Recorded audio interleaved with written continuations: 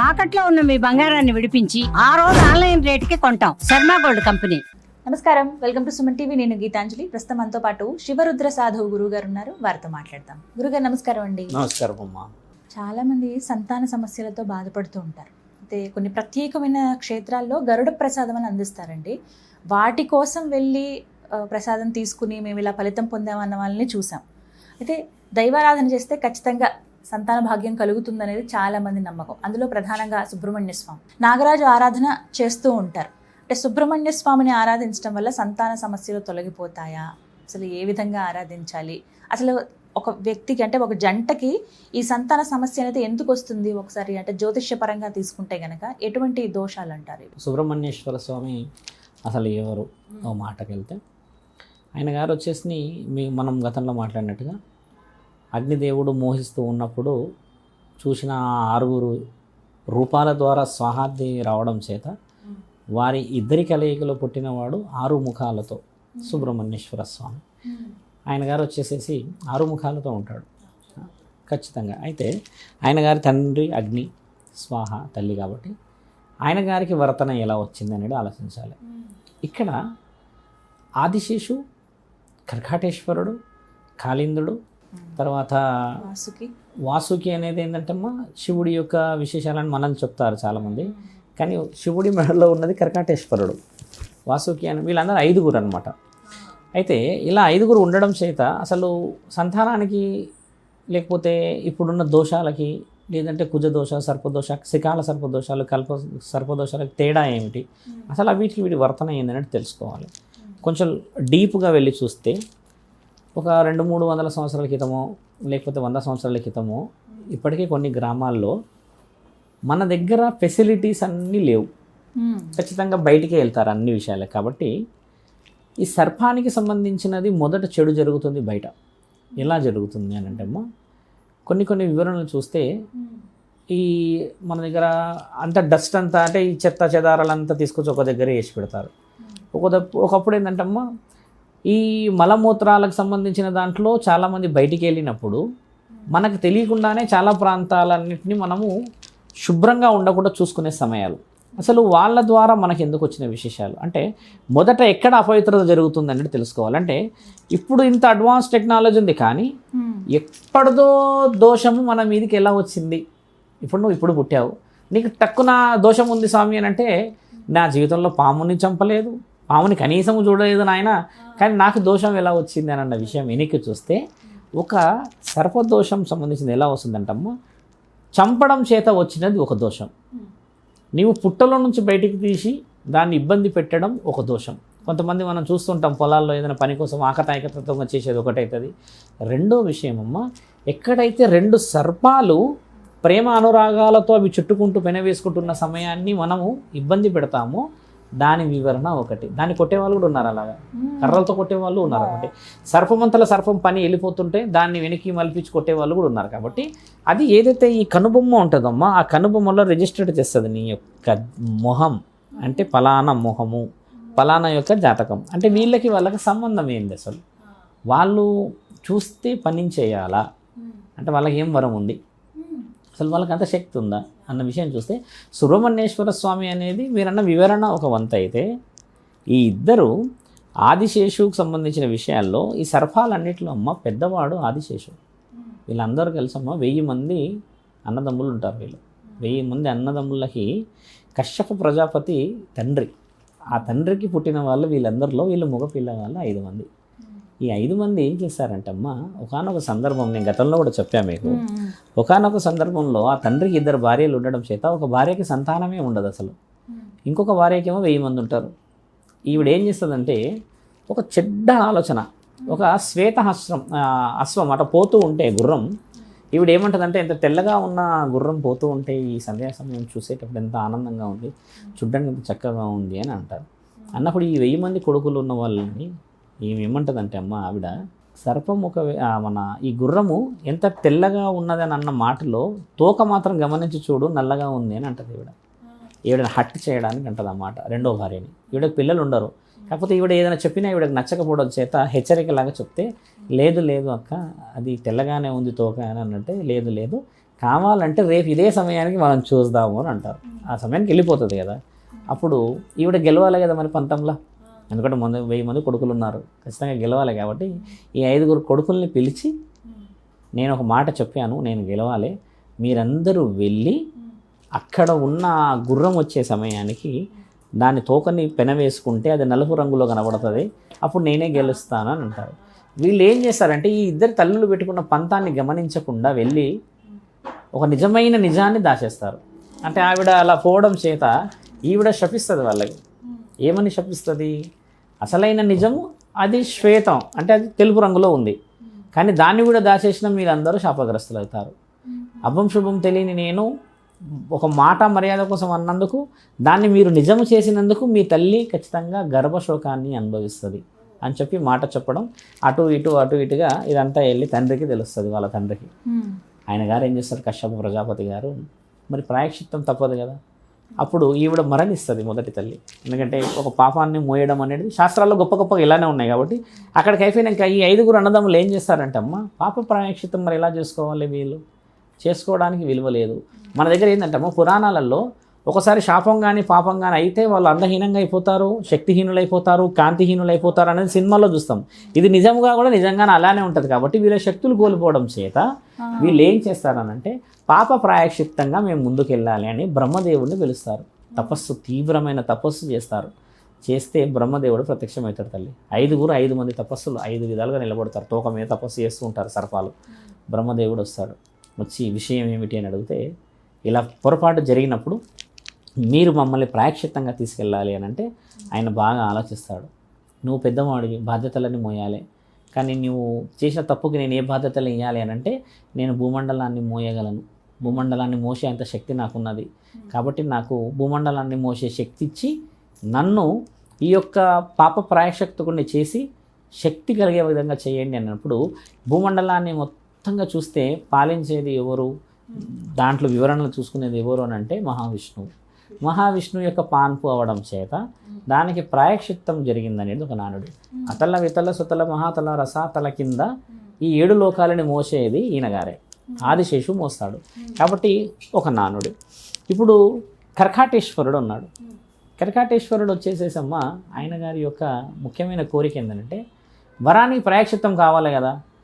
మహాముఖంటే అక్కడ పాల సముద్రంలో విషం వస్తుంది అని చెప్పి దేవాది దేవతలు భయభ్రాంతులతో ఉన్నప్పుడు అందరూ కలిసి పిలుస్తూ ఉన్న సమయంలో ఈ మాట ఆ మాట కర్కాటేశ్వరుడికి తెలుస్తుంది. మహాముఖంటి వస్తున్నాడంట, ఆ విషానికి సంబంధించిన విషయాన్ని చూడడానికి అని అన్నప్పుడు తండ్రి ఆలోచిస్తాడు, నేనేం చేయాలి, ఈ విషయాన్ని ఎలా తీసుకెళ్ళాలి, దాన్ని వేరే దాంట్లో వేస్తే వేరే జీవరాశులకు ఇబ్బంది, ఇప్పుడు ఈ విషయాన్ని నేనే మింగుతేనేమో నా కడుపులో పోతే నాకు ఇబ్బంది, ఎలా చేయగలుగుతా, బయటికి వదిలితేనేమో ప్రజలకు ఇబ్బంది అని చెప్పి ఆ మహాముఖంటి తీసుకుంటున్న నిర్ణయంలో కర్కాటేశ్వరుడు అడిగిన ప్రశ్న, తండ్రి ఆ విషయాన్ని నేను ఆపగలుగుతా, మీరు మాకు అనుమతిస్తే మేము మీ కంఠానికి చుట్టుకుంటాం అని అన్నప్పుడు తండ్రి ఒకసారి తీసుకున్నప్పుడు ఈయన గారు ఈ విషయాన్ని కిందకి పోనీయకుండా కంఠాన్ని గట్టిగా పట్టేస్తాడు. అలా కర్కాటేశ్వరుడు యొక్క స్థానం ఏర్పడుతుందమ్మా. అలా గొంతుకి పాప ప్రాయశ్చిత్తానికి కర్కాటేశ్వరుడు. ఆ కర్కాటేశ్వరుడు వెలిసిన కర్కాటేశ్వరుని బాగా ఆరాధించే ఆలయం కర్కాటేశ్వర ఆలయం గుజరాత్లో ఉందమ్మా. కేవలం కర్కాటేశ్వర ఆలయం ఉన్న ఏకైక ప్రాంతం గుజరాత్. అక్కడ ఇట్లా పడగలు పెద్దగా ఉండి ఆ సర్పానికి సంబంధించిన విషయాలు వివరణలు ధర్మంగా చేస్తారు. ఆ గుజరాత్లో చేసే ఆ పూజకి చాలా, ఇప్పుడు ఈ నాగుల పంచమి, ఈ చవితిల కార్యక్రమం చాలా బలంగా చేస్తారు అక్కడ. ఒకటే గుడి, మొత్తం ప్రపంచం మొత్తం ఎక్కడ లేదు, మిగతాదంతా వేరే కర్కాటేశ్వర ఆలయం లేదు. వాసుకి ఆ మహా తండ్రి అది తీసేసుకున్న తర్వాత అమృత చీలిక సమయంలో అత్యంత బలంగా ఉండడం చేత ఇలా చీలికకు ఉపయోగపడుతుంది. అలా చీలికకు ఉపయోగపడిన తర్వాత ప్రాయశ్చిత్తం. ఇప్పుడు కాళిందుడు ఉన్నాడు. కాళిందుడు ఏం చేస్తాడంటే అమ్మ, ఆయన గారు యమునా నది లోపట ఉండి విషాన్ని చిమ్ముతూ ఉన్నప్పుడు అక్కడ వచ్చిన వాళ్ళకి ఆ పశు సంపదకి ఇబ్బంది జరుగుతున్న సమయంలో ఒకానొక సమయంలో తండ్రి ఆ ద్వారకా ప్రాంతంలో ఆ నీటిలో మునిగి దానితో పోరాటం చేసి దాన్ని గెలిపించుకొని వచ్చిన తర్వాత అప్పుడు ఆ దాని అహం అణిగిన తర్వాత కాళిందుడిది అప్పుడు తండ్రి ఏం చేస్తాడంటే, నీవు ఇకపై నుంచి ప్రాయశ్చిత్తం చెందావు కాబట్టి నీకు గుర్తుగా నేను నా పాదాలని అక్కడ గుర్తు పెడతానంట. ఇలా ఉంటుంది తండ్రి అడుగు పెట్టినట్టు. కొన్ని పాములకి పడగ తీస్తే కనబడుతుంది చూడండి, ఇలా నెత్తి మీద ఉంటుంది. తండ్రి శ్రీకృష్ణుడి అడుగులది యమునా నదిలో జరిగిన విషయం. అలా ప్రాయశ్చిత్తం జరుగుతుంది. ఇప్పుడు తక్షకుడు తక్షకుడు ఏం వరం పొందుతాడంటే అమ్మ, ఇప్పుడున్న సర్పాలన్నింటినీ నేను కాపాడతా, మరోసారి తప్పు చేయకుండా అన్నందుకు ఈ 5గురు ప్రాయశ్చిత్తం జరిగింది. అంటే ఇక్కడ మనుషులకి దీనికి ఎంత సంబంధం ఉందనంటే, వాటి దారిలో అవి పోతున్నప్పుడు పిలిచి ఇబ్బంది పెట్టిన వాళ్ళందరూ శాపగ్రస్తులు. ఒకటి, నేను శాపగ్రస్తులు అంటున్నాను మాటినాలి. ఎందుకు శాపగ్రస్తులు? దోషం వేరు, శాపం వేరు. మళ్ళీ దోషం అంటే ఏంటంటమ్మా, ఉదాహరణకు నీకు ఏదన్నా ఇప్పుడు ఎవరికైనా ఒక పలానా వ్యక్తికి తగిలింది అనుకోండి, నీవు ఆ జన్మల ప్రాయశ్చిత్తం చేసుకోవాలి నువ్వు. ఎందుకంటే మన ఇద్దరి మధ్య అప్పుడు మిస్కమ్యూనికేషన్ అయింది. మిస్కమ్యూనికేషన్ని మనం ఏం చేస్తాము, ఖచ్చితంగా కలుసుకొని మాట్లాడుకోవడము, లేకపోతే సారీ అనుకోవడము, అలాగా అది ఇలా అనుకోవడం. కాబట్టి ఇవి ప్రాయశ్చిత్తపు పూజలు 200 రకాలు ఉన్నాయి. ఈ మీరన్న నాగదేవతలకు సంబంధించింది 200 రకాలు. 200 టైప్స్లో దాన్ని కుజించి మనం కొంచెం ఒక 8-9కే ఎక్కువ వస్తున్నది. కానీ ఇవి 200 రకాలు ఉంటాయి. ఒకటి పెళ్ళి నాపుతాయి, పిల్లల గురించి, తర్వాత గర్భానికి సంబంధించి, మళ్ళీ తర్వాత ఉద్యోగాలకు సంబంధించింది. ఎందుకు ఆపుతాయి ఇలా తెలుస్తాయి అంటే, నీకు జన్మ ప్రాయశ్చిత్తం చేసే సమయం వచ్చింది అని అన్నప్పుడే నీకు అది తెలిసేలా చేస్తారు. ఎడమ వైపు మచ్చలు ఉంటాయి తల్లి, చాలామందికి పెద్ద పెద్ద మచ్చలు ఉంటాయి, కొందరికి పామాహారాలు ఉంటాయి, కొందరికేమో ఇవి ఉంటాయి. లెఫ్ట్ సైడ్ ఎవరికైతే ఈ పుట్టు మచ్చలు కొంచెం సస్పెక్టెడ్గా కనబడతాయో తల్లి, వాళ్ళు సర్పానికి సంబంధించిన దోషంలో ఉన్నారా అనేది ముఖ్యంగా తెలుసుకోవాలి.